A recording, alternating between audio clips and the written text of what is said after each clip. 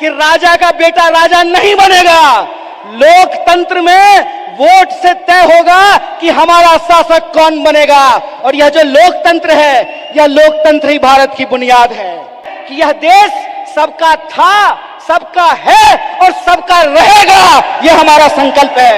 हम जो नौजवान इश्क नहीं करता वो इनकलाब भी नहीं कर सकता है। जो इंसान मोहब्बत नहीं कर सकता वो परिवर्तन भी नहीं कर सकता है। हम इश्क करेंगे, नफरत को हराएंगे, संविधान की आवाज को बुलंद करके इनकलाब लेकर के आएंगे और हम उस रास्ते पे चलेंगे जिस रास्ते पे महात्मा गांधी ने चला और एकता का संदेश दिया। देश में दो तरह के लोगों के बीच लड़ाइयां हो रही है। इस मुल्क में दो तरह के लोग हैं। एक वो लोग हैं जो नफरत फैलाते हैं, एक वो लोग हैं जो इंसान को आपस में बांटते हैं, एक वो लोग हैं जो ऊंच नीच करते हैं, एक वो लोग हैं जो इंसान को लड़ा करके इस देश की शक्ति को कमजोर करते हैं। एक हम वो लोग हैं जो नफरत के खिलाफ हमको मोहब्बत की आवाज को बुलंद करना पड़ेगा। हमको गर्व से यह बात कहना चाहिए कि हम राहुल गांधी के सिपाही हैं, क्योंकि राहुल गांधी ने कहा है डरो मत, और उनको डरने की जरूरत नहीं है। इस देश का संविधान, संविधान की प्रस्तावना, और प्रस्तावना कहता है हम भारत के लोग भारत को प्रभुत्व संपन्न, समाजवादी, धर्मनिरपेक्ष और लोकतांत्रिक गणराज्य बना करके रखना चाहते हैं। आज देश की बागडोर एक ऐसे हाथ में है जो कहता है कि पीएफआई के नाम में भी इंडिया है। मतलब कुत्ता को भी 4 पैर होता है, गधा को भी 4 पैर होता है, इसलिए सारे गधे कुत्ते हैं। अगर ये रीजनिंग मैं लगाऊं जो प्रधानमंत्री ने लगाया है तो मैं ये कह सकता हूं ना कि प्रधानमंत्री जी को भी 2 आंख है और गधा को भी 2 आंख होता है। जब कांग्रेस पार्टी हार गई थी श्रीमती गांधी के नेतृत्व में, तो उस वक्त लोगों ने कहा था कि कांग्रेस समाप्त हो गया है। उसके बाद श्रीमती गांधी बिहार गई थी, जहां से मैं आता हूं। वहां पे एक नरसंहार हुआ था और श्रीमती गांधी हाथी पे बैठ करके गई थी शोषितों से मिलने के लिए, उन नरसंहार के जो पीड़ित थे उन परिवारों से मिलने के लिए। और उनके साथ हाथी पे बैठी हुई एक महिला थी, जिस महिला का नाम प्रतिभा देवी सिंह पाटिल है, जो इस देश की पहली महिला राष्ट्रपति बनी थी। आज देश की बागडोर 23 साल की उम्र में हंसते हंसते फांसी के फंदे पे झूल जाने वाले शहीद आजम भगत सिंह के हाथ में नहीं है। आज देश की बागडोर एक ऐसे इंसान के हाथ में है जो अपनी पत्नी की जिम्मेवारी ना उठाया हो, वो देश की जिम्मेवारी उठाएगा। गांधीवादी तरीका यह है कि चंपारण में जब किसान लड़ रहे थे तो गांधी जी शहर छोड़ करके चंपारण चले गए, वहीं आश्रम बना दिया, महीनों तक लड़ते रहे और अंग्रेजों को धूल चटा दिया। ये गांधीवादी तरीका है। जैसे बिना विचार की कोई राजनीति नहीं होती है, उसी तरह से बिना नौजवान के, बिना विद्यार्थी के कोई पार्टी सत्ता में नहीं आ सकती है। इस बात को याद रखिएगा। हमारे पास कुछ अलग कहने के लिए नहीं है, कुछ अलग बोलने के लिए नहीं है, लेकिन मैं 2 महत्वपूर्ण बात आपसे करना चाहता हूं।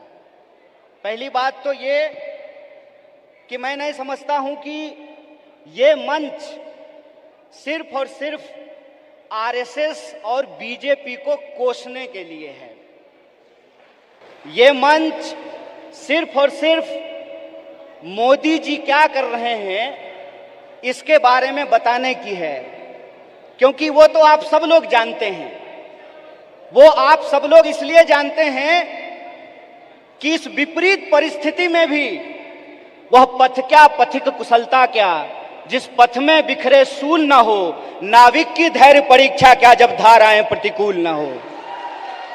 इस दौर में भी कोई इंसान अगर भारतीय राष्ट्रीय कांग्रेस का झंडा उठाए हुए है, इस दौर में भी कोई नौजवान अगर यूथ कांग्रेस का झंडा उठाए हुए है, इस दौर में भी अगर कोई विद्यार्थी एनएसयूआई का झंडा उठाए हुए है, इसका मतलब वो सत्ता के लिए नहीं, सत्य के लिए संघर्ष कर रहा है। इस बात को हमको याद रखना चाहिए। इसलिए बीजेपी क्या है, मोदी जी क्या हैं, आरएसएस क्या है, मैं इन चीजों पे अपना वक्त जाया नहीं करना चाहता हूं, क्योंकि हमारे वरिष्ठ नेताओं ने, हमारे वरिष्ठ साथियों ने, हमारे वरिष्ठ कार्यकर्ताओं ने इस बात को बखूबी समझा दिया है। वो क्या कर रहे हैं ये हम जानते हैं। हमको ये समझना होगा कि हमको क्या करना है। आज जब हम इस कार्यक्रम में शामिल हो रहे हैं, जिस कार्यक्रम का नाम है बेहतर भारत की बुनियाद, तो हमारा फोकस इस बात पे होना चाहिए कि यूथ कांग्रेस का कार्यकर्ता होने के नाते, भारतीय राष्ट्रीय कांग्रेस का कार्यकर्ता होने के नाते, एनएसयूआई का कार्यकर्ता होने के नाते, सेवा दल का कार्यकर्ता होने के नाते, महिला कांग्रेस का कार्यकर्ता होने के नाते, इंटक का कांग्रेस कार्यकर्ता होने के नाते, किसान सभा का कार्यकर्ता होने के नाते हम इस देश की बुनियाद के लिए क्या करना चाहते हैं। इसीलिए आपको अपनी जिम्मेवारी समझनी पड़ेगी। कितना गंभीर दायित्व आपके कंधे पे है, इस बात को आपको समझना पड़ेगा। आज देश की बागडोर पंडित जवाहरलाल नेहरू के हाथ में नहीं है कि जिन्होंने किताब लिखी थी डिस्कवरी ऑफ इंडिया। आज देश की बागडोर डॉक्टर बाबा साहब भीमराव अंबेडकर के हाथ में नहीं है, जो विदेश पढ़ करके आए थे और इस देश की ड्राफ्टिंग कमेटी में कॉन्स्टिट्यूशन को लिखने का काम किया, बनाने का काम किया। आज देश की बागडोर 23 साल की उम्र में हंसते हंसते फांसी के फंदे पे झूल जाने वाले शहीद आजम भगत सिंह के हाथ में नहीं है। आज देश की बागडोर एक ऐसे इंसान के हाथ में है जो अपनी पत्नी की जिम्मेवारी ना उठाया हो, वो देश की जिम्मेवारी उठाएगा। बताइए, आज देश की बागडोर एक ऐसे हाथ में है जो कहता है कि पीएफआई के नाम में भी इंडिया है। मतलब कुत्ता को भी 4 पैर होता है, गधा को भी 4 पैर होता है, इसलिए सारे गधे कुत्ते हैं। अगर ये रीजनिंग मैं लगाऊं, जो रीजनिंग इस देश के प्रधानमंत्री ने लगाया है, तो मैं ये कह सकता हूं ना कि प्रधानमंत्री जी को भी 2 आंख है और गधा को भी 2 आंख होता है। बोलिए, मैं ये बात क्यों कह रहा हूं? मेरा कोई मकसद नहीं है कि मैं भाजपा, मोदी और आरएसएस की चर्चा करूं। मैं सिर्फ आपको बता रहा हूं कि कितनी गंभीर परिस्थिति में आज हम खड़े हैं। इतनी गंभीर परिस्थिति में खड़े हैं कि संस्थाओं को तो छोड़ दीजिए, व्यक्तियों को भी बोलने का अधिकार नहीं है। इसीलिए जब आज आप यूथ कांग्रेस का झंडा अपने हाथ में उठाए हुए हैं, जब आप कहते हैं यूथ कांग्रेस जिंदाबाद, इसका क्या मतलब है? इसका मतलब यह है कि जिस देश की 55% आबादी नौजवान हो, जिस देश में दुनिया का हर 5वां युवक भारतीय हो, जिस देश में 45 साल में सबसे ज्यादा बेरोजगारी हो, और जिस देश में जिस दिन कारगिल विजय दिवस मनाया जा रहा था, उससे ठीक कुछ दिन पहले कारगिल में लड़ने वाले शहीदों के परिवार के साथ कैसी नग्नता की गई है, ये वीडियो आप लोगों ने देखा है। इसीलिए आप अपनी जिम्मेवारी को समझिए। आप इस गंभीर समय में जो आपकी भूमिका है उसको आपको समझने पड़ेगी। और मेरा मानना बिल्कुल साफ है, जैसे बिना विचार की कोई राजनीति नहीं होती है, उसी तरह से बिना नौजवान के, बिना विद्यार्थी के कोई पार्टी सत्ता में नहीं आ सकती है। इस बात को याद रखिएगा। अगर आप चाहते हैं कि इस देश में सत्य का शासन हो और सत्ता पे बैठे हुए लोगों का जो अहंकार है, उस अहंकार को चकनाचूर किया जाए, जिस लोकतंत्र की बुनियाद पर, जिस जमहूरियत के दम पर आज उनको कुर्सी पे बिठाई गई है, अगर आप उनको नीचे उतारना चाहते हैं तो इस बात को आपको समझना पड़ेगा कि इस देश के नौजवानों और विद्यार्थियों को सबसे बड़ी भूमिका निभानी पड़ेगी। अगर भारतीय राष्ट्रीय कांग्रेस शरीर है तो एनएसयूआई और यूथ कांग्रेस को दोनों हाथ बनना पड़ेगा। यह बात हम लोगों को समझना होगा। जब तक इस देश का फर्स्ट टाइम वोटर जिसके मैसेज में, जिसके स्नैपचैट पे, जिसके इंस्टाग्राम में, जिसके व्हाट्सएप पे झूठ परोस करके, मिस इन्फॉर्मेशन परोस करके उनको गुमराह किया गया है, जब तक उनके सामने हम सच्चाई लेकर के नहीं जाएंगे, जब तक हम घर घर नहीं पहुंचेंगे, जब तक हम स्कूल स्कूल नहीं पहुंचेंगे, विश्वविद्यालय विश्वविद्यालय नहीं पहुंचेंगे, तब तक इस सत्ता पे बैठे हुए लोगों को हम सत्ता से बाहर नहीं कर सकते हैं और लोकतंत्र को बचा नहीं सकते हैं। जो सवाल है यहां पर कि भारत का बुनियाद क्या है, भारत का बुनियाद है इंडिया। यह बात हम लोगों को समझना पड़ेगा।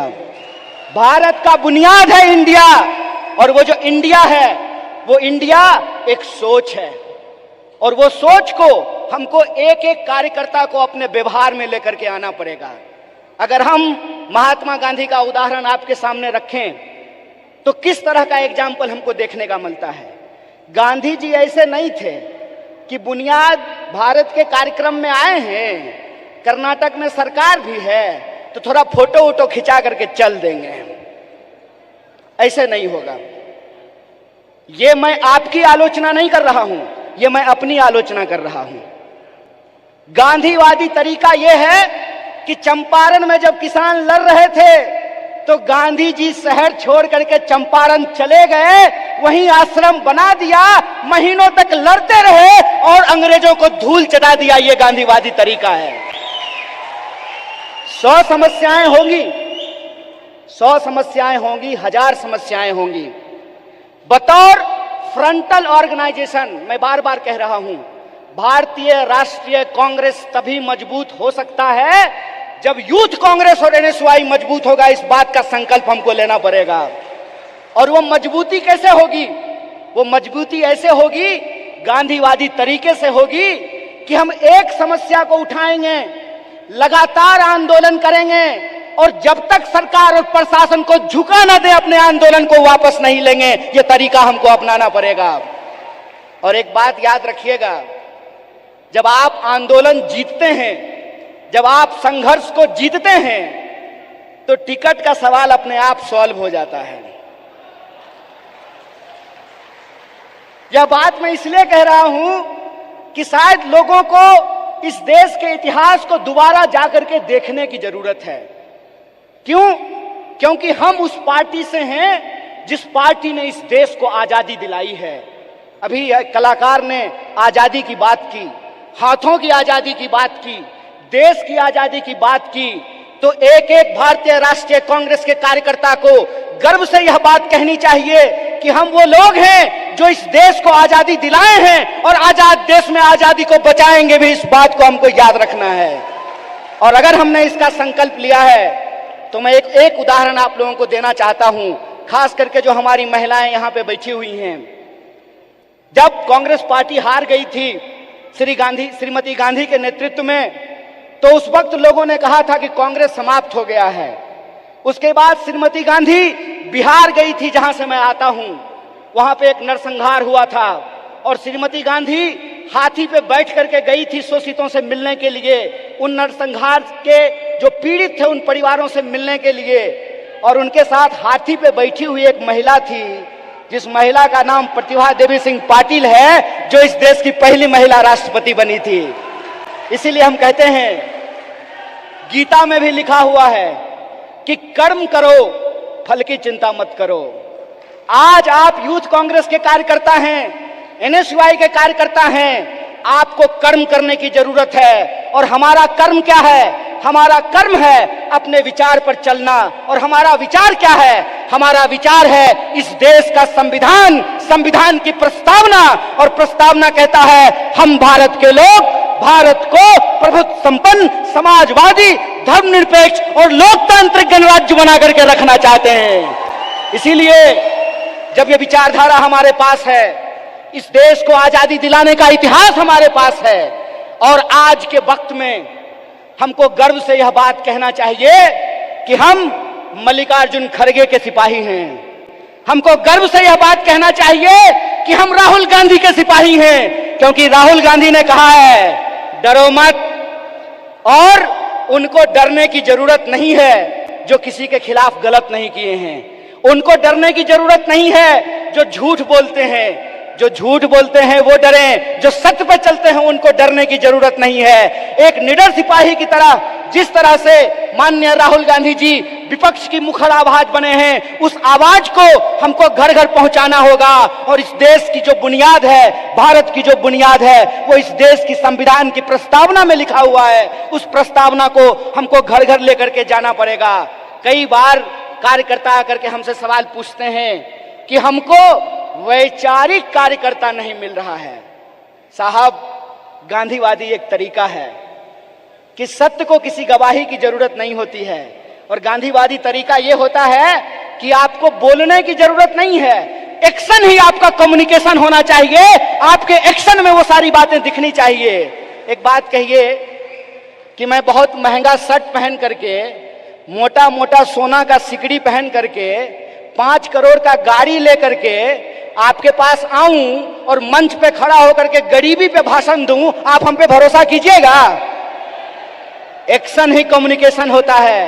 हमको अपने एक्शन को अपना कम्युनिकेशन बनाना पड़ेगा, और हमारा कम्युनिकेशन बिल्कुल साफ है। हमारा कम्युनिकेशन बिल्कुल साफ है कि यह देश सबका था, सबका है और सबका रहेगा। यह हमारा संकल्प है। हमारा संकल्प है कि इस देश में पैदा होने वाला कोई भी व्यक्ति, चाहे उसकी जाति कुछ भी हो, इस देश में पैदा होने वाला कोई भी इंसान, चाहे उसका लिंग कुछ भी हो, इस देश में पैदा होने वाला कोई भी मनुष्य, चाहे उसका धर्म कुछ भी हो, वो इस देश का नागरिक है। और नागरिक होने का मतलब होता है कि राजा का बेटा राजा नहीं बनेगा। लोकतंत्र में वोट से तय होगा कि हमारा शासक कौन बनेगा। और यह जो लोकतंत्र है, यह लोकतंत्र ही भारत की बुनियाद है। यह लोकतंत्र ही भारत की बुनियाद है। और इसी लोकतंत्र को बचाने का काम यूथ कांग्रेस के एक एक कार्यकर्ताओं को करना पड़ेगा। हम जो झंडा अपने कंधे पे लिए हैं, यह झंडा सिर्फ एमपी एमएलए बनने के लिए नहीं है। यह झंडा इस देश की आजादी को बचाने के लिए। इस बात को याद रखिएगा। इस देश में 2 तरह के लोगों के बीच लड़ाइयां हो रही है। इस मुल्क में 2 तरह के लोग हैं। एक वो लोग हैं जो नफरत फैलाते हैं, एक वो लोग हैं जो इंसान को आपस में बांटते हैं, एक वो लोग हैं जो ऊंच नीच करते हैं, एक वो लोग हैं जो इंसान को लड़ा करके इस देश की शक्ति को कमजोर करते हैं। एक हम वो लोग हैं जो नफरत के खिलाफ हमको मोहब्बत की आवाज को बुलंद करना पड़ेगा। और आखिरी बात बोल करके खत्म करूंगा। जब साहब गा रहे थे तो इनकलाब की बात कर रहे थे, लेकिन हमारे कुछ कार्यकर्ता उसको मोहब्बत की तरह ले रहे थे।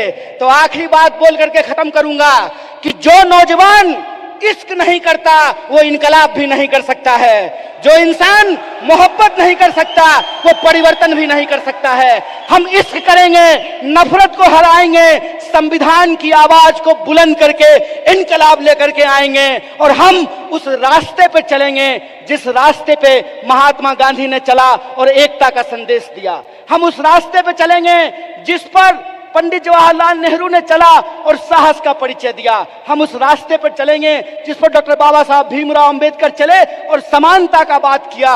हम भगत सिंह के वासी हैं, हम भगत सिंह के वासिंदे हैं, हम भगत सिंह के वारिस हैं। हमको भगत सिंह के सपनों का देश बनाना है, गांधी के रास्ते पे चलना है और अंबेडकर के विचारों को आगे लेकर के जाना है। इसी आशा और विश्वास के साथ कि भारत की बुनियाद इंडिया में है और इंडिया की जो शक्ति है उसको हमको जोड़ना है।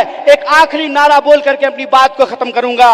मैं विद्यार्थियों के कार्यक्रम में कहता हूं, जुड़ेगा विद्यार्थी, जुड़ेगा विद्यार्थी, जुड़ेगा विद्यार्थी, उसी तरह से जुड़ेगा नौजवान, जुड़ेगा नौजवान, जुड़ेगा नौजवान, जीतेगा इंडिया। इसी आशा और विश्वास के साथ एक बार फिर से यूथ कांग्रेस की पूरी टीम को एनएसवाई की तरफ से बधाई देते हुए अपनी बात को खत्म करूंगा। शुक्रिया। इनकलाब जिंदाबाद। जय हिंद, जय भारत, जय कांग्रेस।